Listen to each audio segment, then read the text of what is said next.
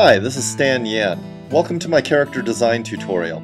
I created these slides for school visits to teach how to design visually effective characters using simple geometric shapes and a few tricks of the trade to create expressions, movement, backgrounds, and finish your art in black ink. As we create our character, we'll be going from the top down, so grab a pencil and an eraser and we'll start with a head. I normally like to think of what simple shape my character's head should be. Other than the oval, here are some of my favorites. The bean, the peanut, the light bulb, great for skinny characters. The pear, great for chubby characters. The potato. Basically, any shape that doesn't have sharp edges is easier to work with, so you can more easily draw your characters from any angle. You can draw your character's head any size, but keep in mind we're planning on drawing your character's entire body.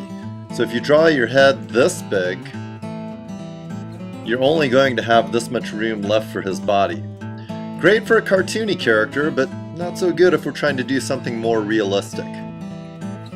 Now before you draw your head shape, let me show you what I'm not going to demonstrate to you. I'm not going to draw a front view. I'm not going to draw a profile or a side view. I'm going to demonstrate drawing a 3/4 view because I feel it is easier to look at, so it more quickly conveys information. Why is it called a 3/4 view? I'm not sure, but I have my theories. Let's examine the front view. If we were to put our character's head in a box so our character was facing one of the flat sides, the box would likely look a bit like a square around his head. Same with the side view. But in a 3/4 view, the box would look a little bit more like this, with 1, 2, 3 sides visible. Of course, a box has 6 sides, so I don't know why it wouldn't be called a 3/6 view. I will show you the slow and careful way of planning a 3/4 view face, and the quick and sloppy way. In most cases, your character will have a symmetrical face, so let's identify where the middle of your face is on the shape we've chosen. Once again, let's examine the front view. If we were to have a red raindrop fall in the center of the top of our head shape to create the middle line, in the front view it would bisect our shape into 2 even halves, with eyes equidistant from that line, a nose on top of that line, and half of our mouth on either side of the line. In the side view, the red raindrop would roll down the very edge of our shape, creating a middle line that follows the contour of our shape. The nose starts and ends on the line, and we only see half of his mouth and one eye because the eye is equidistant from this line on the other side of the head shape. In a 3/4 view, the raindrop doesn't bisect the head shape nor follow its edge. It's somewhere in the middle, moving along with the bumps and grooves in the shape. The eyes are still equidistant from, the nose still starts and ends on, and the mouth is still divided equally by the line.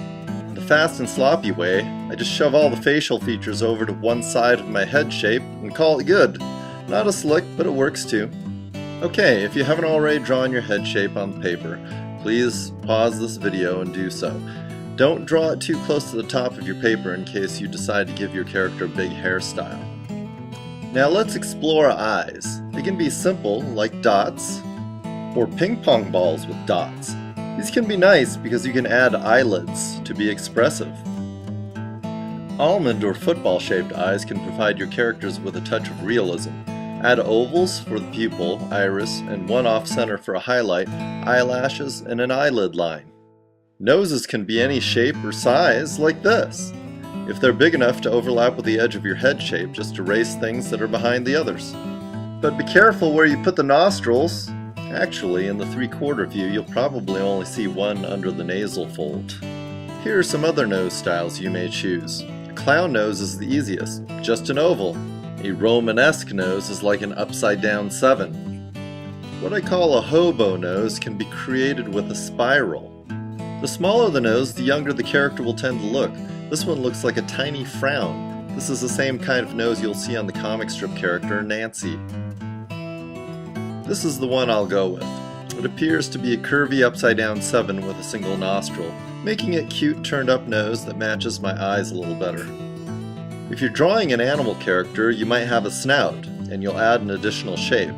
So, if you're drawing a dog, maybe you add this kidney bean shape. If we drop the red raindrop to find the middle of our face, the muzzle gets in the way. Now the raindrop needs to reroute around the muzzle, and we have a new middle line. And this is where the oval for our nose goes. Okay, I lied. We're going back up so we can work on our eyebrows, which if included in your character design can be a powerful tool for getting your character to emote. If we add this mouth, she's happy. But by just changing one thing, her eyebrows, she's embarrassed. Now, just change the mouth. She's sad. Change the eyebrows. She's mad. Change the mouth to this and she's really angry. Change the mouth to this, she's evil. You don't have to have two eyebrows, just connect them in the middle. And they don't have to be doing the same thing. Now she's curious. If you'd like to see the rest of this, and all of my other tutorials, please visit my Patreon page by clicking on the video link.